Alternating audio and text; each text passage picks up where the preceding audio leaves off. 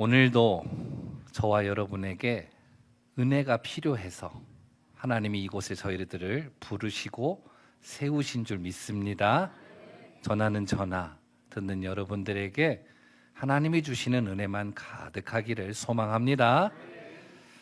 내가 건강하든 내가 약하든 내가 좀 부족하든 하나님은요, 그거와 관계없이 우리를 너무 좋아하십니다. 그런 우리를 바라보시며 너무나 행복해 하십니다. 스바냐 3장 17절에 보면 그가 너로 말미암아 기쁨을 이기지 못하시며, 그가 너로 말미암아, 너를 나로 바꾸었을 때 그가 나로 말미암아, 하나님은 나로 말미암아 기쁨을 이기지 못하시며 나를 잠잠히 사랑하시며 나로 말미암아 즐거이 부르며 기뻐하시리라. 하나님은요, 저와 여러분을 바라만 봐도 생각만 해도 그냥 행복해 하십니다. 믿으시기 바랍니다. 이런 하나님의 절대적인 지지를 받고 있는 우리는요, 당연히 행복한 사람 아닐까요? 우리 옆 사람 인사하겠습니다. 당신 때문에 하나님이 행복하답니다. 시작.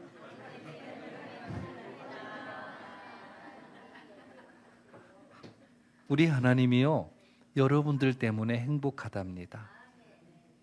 그러니 당연히 저와 여러분은 행복한 사람이에요.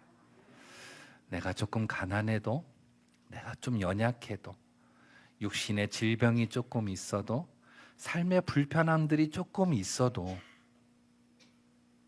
하나님은요, 여러분들 때문에 행복하답니다. 하루하루가 여러분들의 삶에 행복하게 사시기를 소망합니다. 잘 나갈 것 같은 인생이 죽을 뻔한 상황을 만나요. 그러더니 다른 나라로 노예로 팔려갑니다. 죽지 않은 것만도 다행스럽게 여길 정도로 그런 일들을 겪게 됩니다. 그런데 이런 인생이 당대의 최고의 나라 애굽의 2인자 총리가 됩니다. 여러분, 이것을 우리가 어떻게 설명할 수 있을까요? 노예로 팔려간 이방 나라의 사람인데 이 나라의 2인자가 돼요. 절대 권력을 가진 사람이 됩니다. 여러분들이 잘 아시는 요셉 이야기입니다. 요셉은 17세에 형들에 의해서 팔려 종으로 11년을 종살이를 합니다. 그런데 억울하게 누명을 쓰고 보디발의 아내로부터 누명을 쓰고 만 2년의 감옥 생활을 하게 됩니다. 그리고 30살에 바로의 꿈을 해몽함으로 이집트의 애굽의 총리가 돼요. 하나님이 예고해 주신 대로 7년의 풍년을 보내고 마쳐집니다. 그리고 예견대로 이집트를 포함한 모든 땅이 흉년으로 이제 고통의 시간의 7년을 시작하게 됩니다.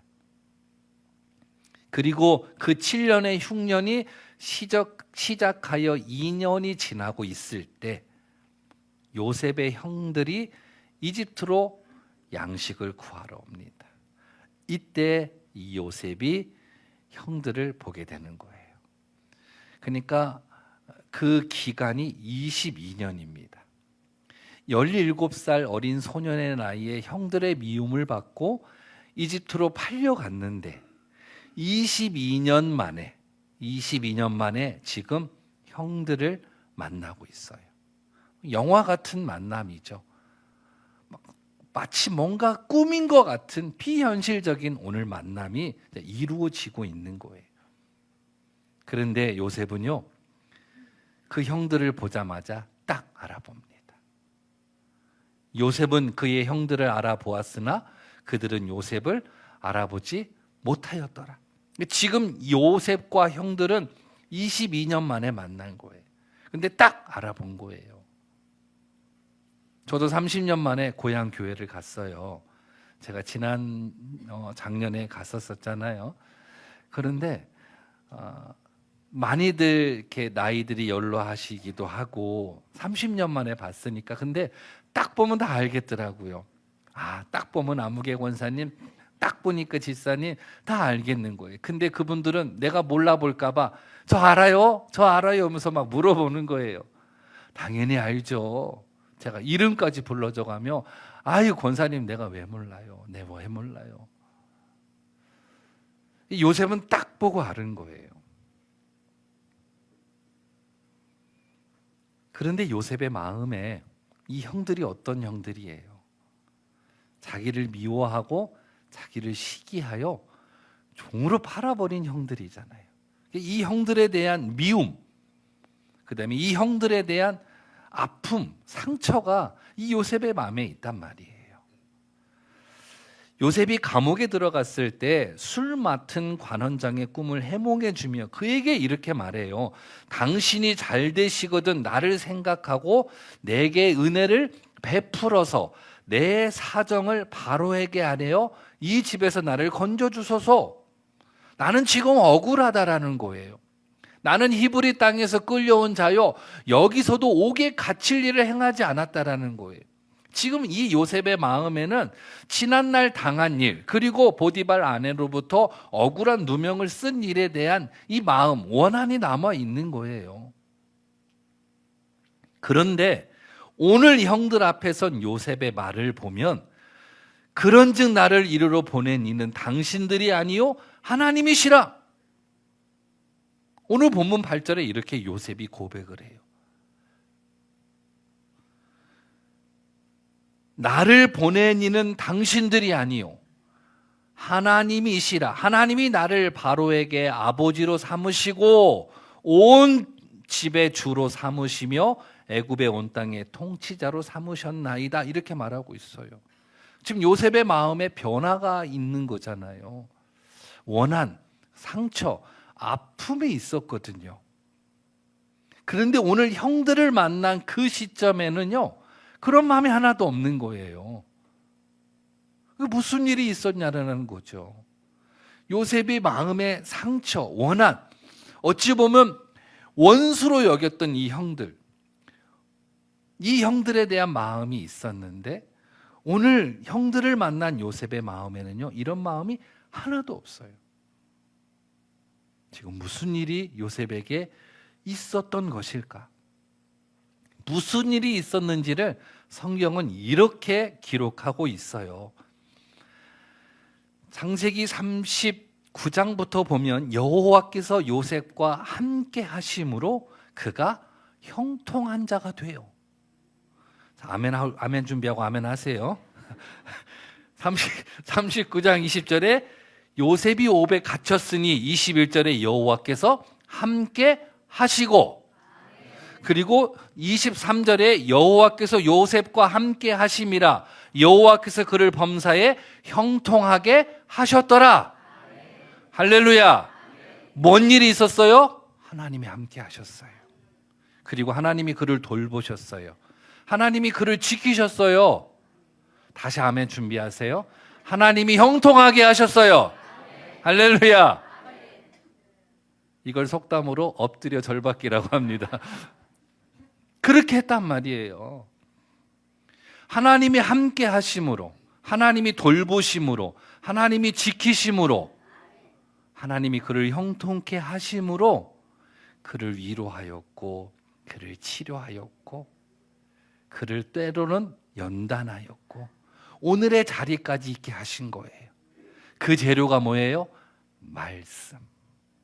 하나님이 요셉에게 다가가서 말씀해 주시는 거예요. 그 말씀으로 위로를 받아요. 그리고 요셉에게 다가가셔서 말씀으로 치료해 주세요. 요셉에게 찾아가셔서 요셉아 내가 너를 사랑하고 있단다. 힘을 주세요. 그리고 하나님께서 그 말씀으로 요셉의 삶을 두르세요. 그래서 요셉의 범사가 형통하게 하세요. 이 은혜가 여러분들에게 임하기를 소망합니다. 이런 요셉에 대해서 시편 기자는요 이렇게 말해요. 그가 한 사람을 앞서 보내셨으며 요셉이 종으로 팔렸도다. 그 발은 차고에 차고 그의 몸은 쇠사슬에 매였으니 곧 여호와의 말씀이 응할 때까지라. 그의 말씀이 그를 단련하였도다. 계속해서 임한 말씀, 함께 하심. 요한복음 1장 1절에 태초에 말씀이 계시니라 이는 곧 하나님이심이라. 하나님이 계속 그와 함께 하심으로 함께 할 때 뭐 해요? 말씀하잖아요. 요셉아 괜찮다. 요셉아 아팠니? 요셉아 힘을 내라. 요셉아 너의 갈 길은 이런 길이다. 이러면서 계속 말씀하심을 통하여 아니에요 아니에요 처음에는 부정도 했다가 받아들였다가 또 현실을 바라보면서 절망했다가 이러면서 뭐 했다라고요? 연단, 단련을 받았다라는 거예요. 이 단련의 과정이 오늘 형들을 만나는 22년의 과정 속에 있었다라는 거예요. 이 22년에 하나님이 함께 하셨고 하나님이 말씀으로 나를 단련하셨기에 오늘의 요셉의 모습을 보이고 있는 거죠. 여러분 37장에 이 요셉이 등장하거든요. 37장에서 등장한 요셉은요, 아버지의 사랑을 독차지한 이기적인 어린 소년으로 등장을 합니다. 이런 요셉이 하나님의 말씀으로 연단을 받고 단련을 받아 지금은요 관대하고 이해심이 많고 성숙한 사람으로 서 있어요. 여러분 우리가 신앙생활은요 말씀으로 훈련을 받고 말씀으로 단련을 받고 말씀으로 치료받고 말씀으로 위로받고 그러는 거예요. 그래서 우리 기독교는 말씀의 종교라고 해요. 우리에게 말씀이 빠져봐요. 우리는 아무것도 없는 거예요. 그래서 우리는 말씀 붙잡아야 되고 말씀 사랑해야 되고 말씀 사모해야 될 줄로 믿습니다. 오늘 요셉이 이전과 다른 모습 그 사이 22년 동안 무엇이 있었냐라는 것을 성경은 어떻게 설명하냐? 말씀이 있었다라는 거예요. 요셉 안에 늘 말씀이 있었다라는 거예요. 이 말씀을 통하여 성장하였다. 이 말씀을 통하여 형통하였다라고 표현하고 있는 거예요.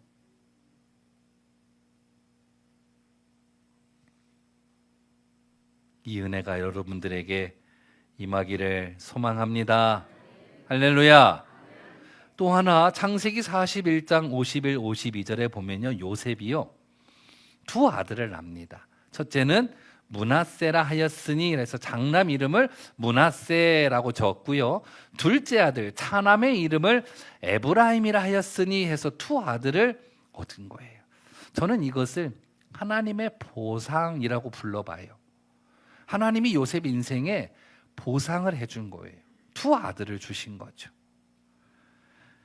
22년 동안 일어난 일들 중에 하나는 요셉을 향한 하나님의 보상이 있었던 거예요. 하나님이 주신 보상은 이 지난날의 마음을 바꿔놓은 거예요. 큰아들 이름을 므낫세라고 지었는데 그 이름의 뜻은 지난 모든 것을 잊어버리게 했다라는 의미를 갖고 있어요. 그리고 둘째를 낳고는 에브라임이라 지으며 하나님께서 자기를 창성케 했다라는 의미를 두고 있어요. 즉 요셉이 형들을 용서하고 이해함에 있어 말씀으로 위로와 연단을 받았고 또한 하나님이 선물을 주셨던 거예요. 이곳으로 오는 요셉이 전혀 다른 모습으로 지금 서 있는 거예요. 지나온 저의 목회 여정도 되돌아보면요 언제나 만만치 않았던 것 같아요. 순탄한 목회를 그리 꿈꿔보지도 않았지만 참 목회의 여정을 되돌아보면요 만만한 일들이 하나도 없었던 것 같아요. 그런데 감히 요셉의 흉내를 내서 언어를 빌려보면 저도 요셉처럼 말씀으로 위로해 주었고 저도 요셉처럼 말씀을 깨닫게 하셔서 감격하게 하고 저도 요셉처럼 말씀으로 힘이 되게 하셔서 절망하는 제가 일어서게 되었고 이거 목회 그만둬야 되나 이렇게 포기하려 할 때 말씀으로 임하셔서 저를 일어나게 하셨어요. 말씀으로 저를 지금까지 계속 이끌어 오신 거예요. 이러면서 제가 연단을 받고 단련을 받고 오늘의 모습처럼 성장하며 여러분들 앞에 서 있는 거예요. 제 지나온 여정에 말씀이 없었다고 생각해 봐요. 또 하나, 하나님은 저희에게도 선물을 주셨어요. 보상을 해주셨어요. 저희 가정에 두 아이들을 주셨어요. 버틸 수 있었던 힘이죠. 아이들을 볼 때마다 그냥 아픔 뭐 이런 거 있잖아요. TV 보면 막 밖에서 고생하고 막 직장 상사들에게 치이고 막 이제 들어오다가도 들어와서 막 그 아이들 막 응애하고 아니면 막 달려와서 반겨주는 모습 보면 다 잊어버리잖아요. 이때는 아멘을 해야 여러분들이 저녁에 저녁을 드실 수 있을 것 같은데 점심은 그냥 줘요. 교회 가면 은혜로 주는 거니까 집에 가서 저녁 못 드실 것 같은데 다시 해봐야죠. 집에 가면 막 아이들이 이렇게 반겨주고 아내가 반겨줄 때 여러분들 막 힘이 나고 그렇죠? 그럼요. 그거예요.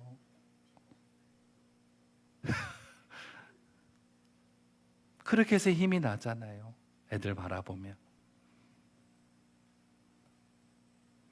뿐만 아니라 힘들만 하면 하나님께서요 한 영혼을 보내주셔서 영적인 출산을 또 하게 하세요. 한 영혼이 전도되어 교회에 들어오게 될 때요 그날의 그 기분은요 이루 말할 수가 없어요. 그 어떤 것과도 바꿀 수 없는 기쁨, 막 환희, 감격이 막 차고 넘치는 거예요. 잊을만 하면, 힘들만 하면 한 영혼씩 하나님께서 그렇게 보내주셔서 영적인 출산을 하게 하세요. 그러므로 인하여 위로받게 하시고 힘을 얻게 하시고. 여러분, 한 영혼이 천하보다 귀하다고 하는데 천하가 들어왔어요, 교회에. 얼마나 기쁜 일이에요.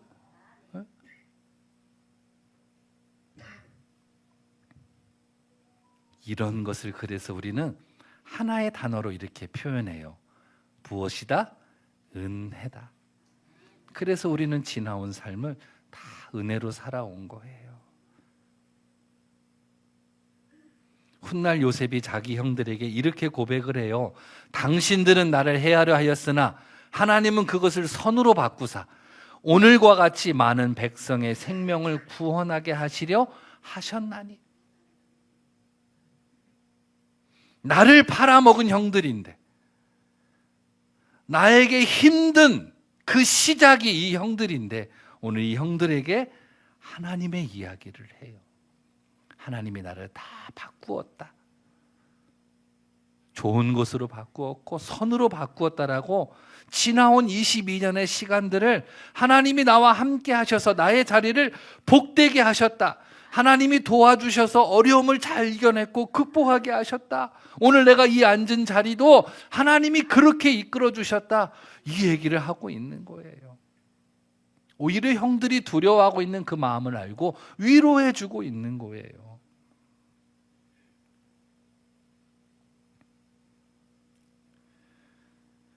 오늘 이 요셉의 전체적인 이야기를 보면서 깨닫는 사실이 하나가 있어요. 저도 오늘 이 요셉의 이야기를 막 풀어보고 막 접근해보고 생각하면서 깨닫는 거 하나. 이 깨달음이 뭐냐?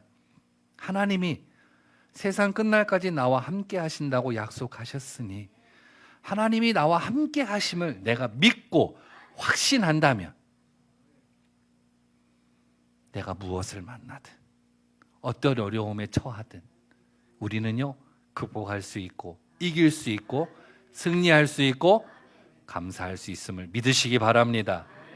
하나님이 나와 함께 하심을 내가 믿고 확신할 수만 있다면 그곳이 감사의 자리가 되고 영광의 자리가 될 줄로 믿습니다. 오늘 이 요셉의 이야기를 우리에게 주신 이유가 이와 같지 않을까 싶어요. 내가 너와 세상 끝날까지 함께 할 것이야. 내 삶 속에 하나님이 함께 하시는 것을, 내 삶 속에 하나님이 동행하고 계시는 것을 우리가 알고 깨닫기를 원하는 거예요. 그럴 때 나의 자리가 어떤 자리가 되겠어요? 감사의 자리가 되겠죠. 도우시는 자리가 되겠죠.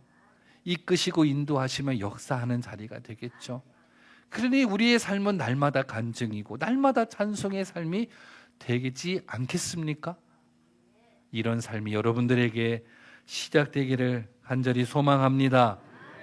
시편 46편에 보면요, 2절 3절에 이렇게 기록하고 있어요. 땅이 변하든지 산이 흔들려 바다 가운데 빠지든지 바닷물이 솟아나고 뛰놀든지 그것이 넘침으로 산이 흔들릴지라도, 무슨 말이에요? 기가 막힌 환경을 만난 거예요.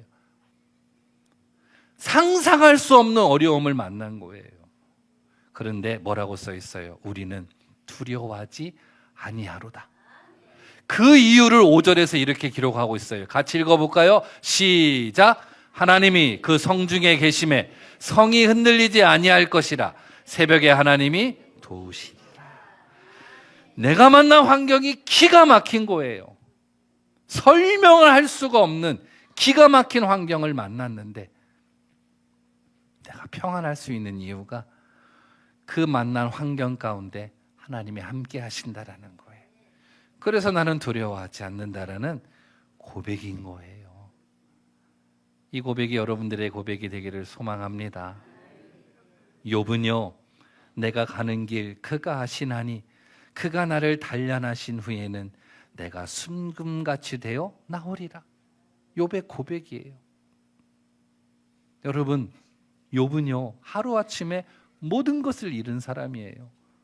하루아침에 재산을 잃어버리고 하루아침에 자녀들을 다 잃어버렸어요.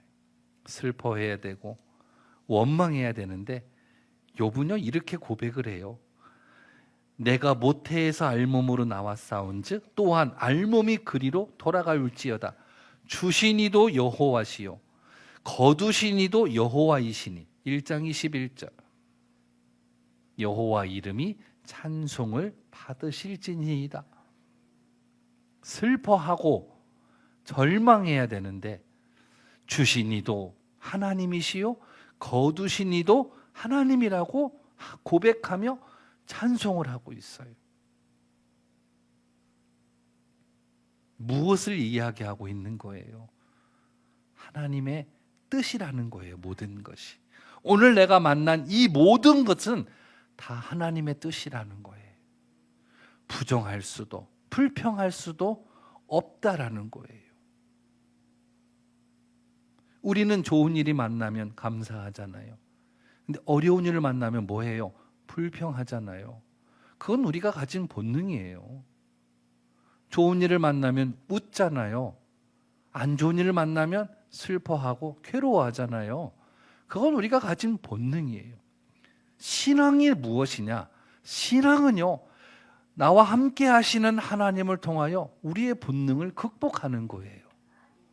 신앙이란 나와 함께 하시는 하나님을 의지하며 내게 찾아오는 본능을 넘어가는 거예요.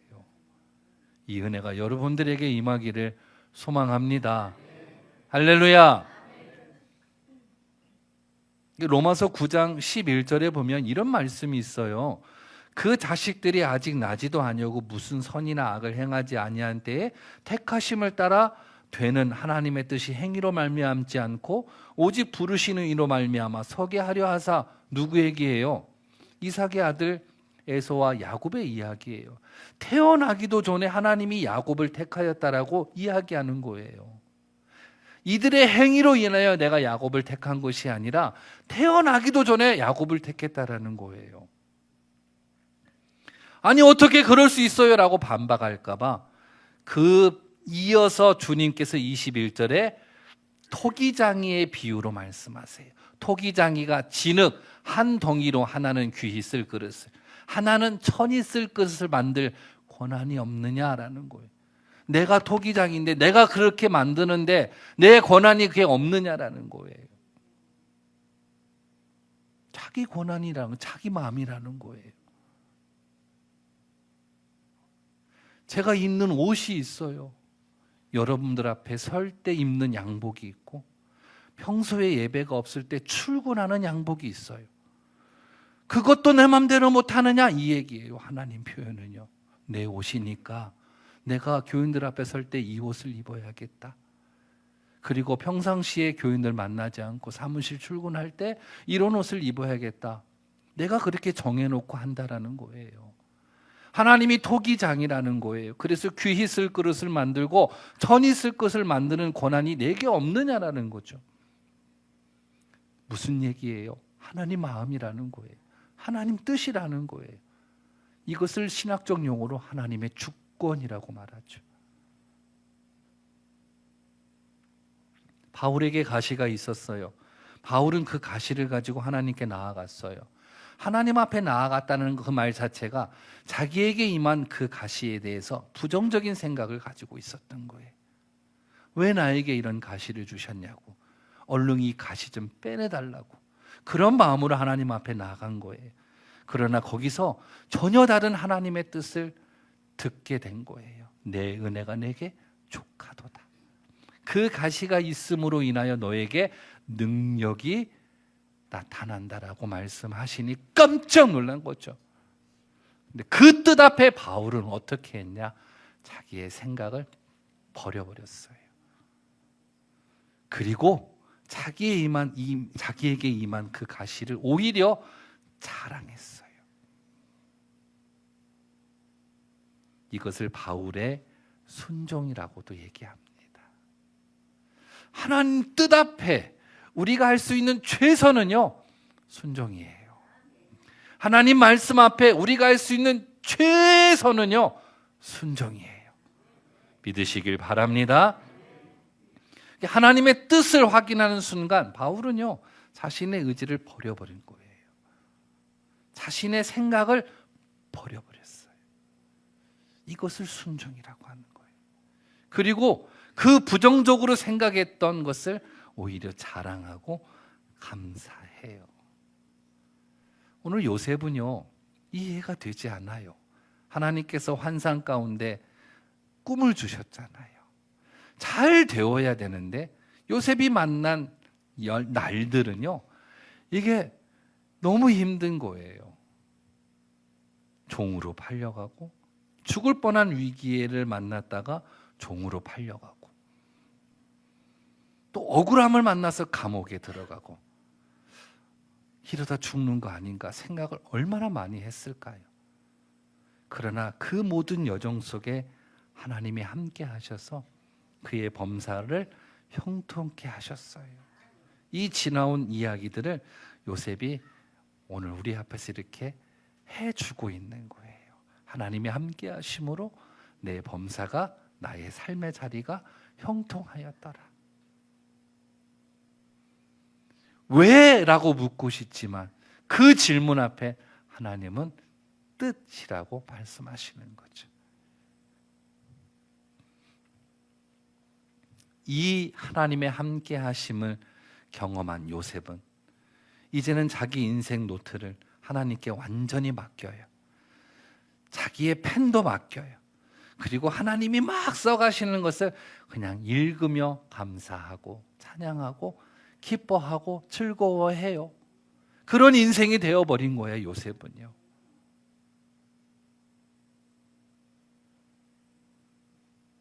그러면서 하는 말, 나를 이리로 보낸 이는 하나님이시라. 이 위대한 요셉의 신앙 고백이 저와 여러분의 고백이 되기를 소망합니다.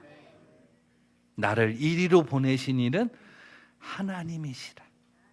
이 위대한 요셉의 신앙 고백이 저와 여러분의 고백이 되기를 축원합니다.